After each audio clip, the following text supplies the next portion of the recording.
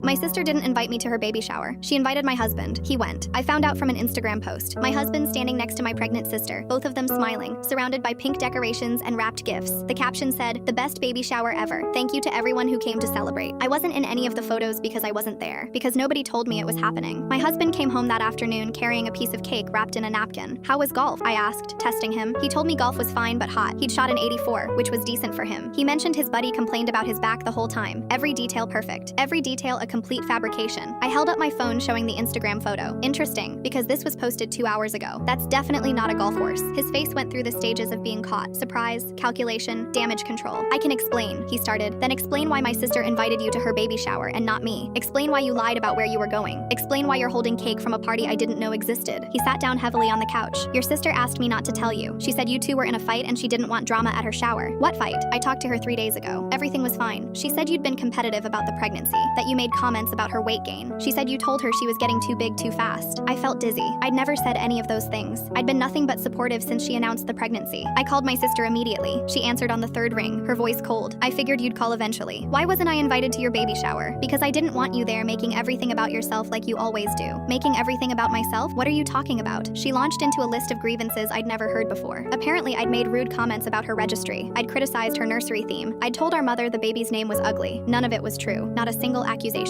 I never said any of those things. "Who told you I did?" Silence. Then quietly, "Your husband mentioned some things. He was worried about how you'd act at the shower. He thought it was better if you weren't there." The room started spinning. "My husband told you I said your baby's name was ugly? He said you thought the whole pregnancy was attention-seeking, that you were jealous because you haven't been able to get pregnant yourself." That last part hit like a physical blow. We'd been trying for 2 years, 3 miscarriages. Nobody knew except my husband, and apparently now my sister. "When did he tell you all this?" "Over the past few months. He's been really supportive, actually. He reaches out all the time to check on me since you've been so distant." My husband had been building a case against me, dripping poison into my sister's ear for months, creating a version of me that didn't exist so he could isolate me from my own family. I walked back to the living room where he was still sitting on the couch, scrolling his phone like nothing had happened. "Why did you tell my sister I called her baby's name ugly?" His head snapped up. "What? I never said that. She just told me. You've been texting her for months telling her horrible things I supposedly said. Things I never said. She's lying. She's trying to turn you against me." I pulled up my sister's phone records that she'd forwarded during our call. Dozens of text conversations between her and my husband. Long messages. Detailed lies about things I'd supposedly done and said. He had no response. Just sat there opening and closing his mouth like a fish.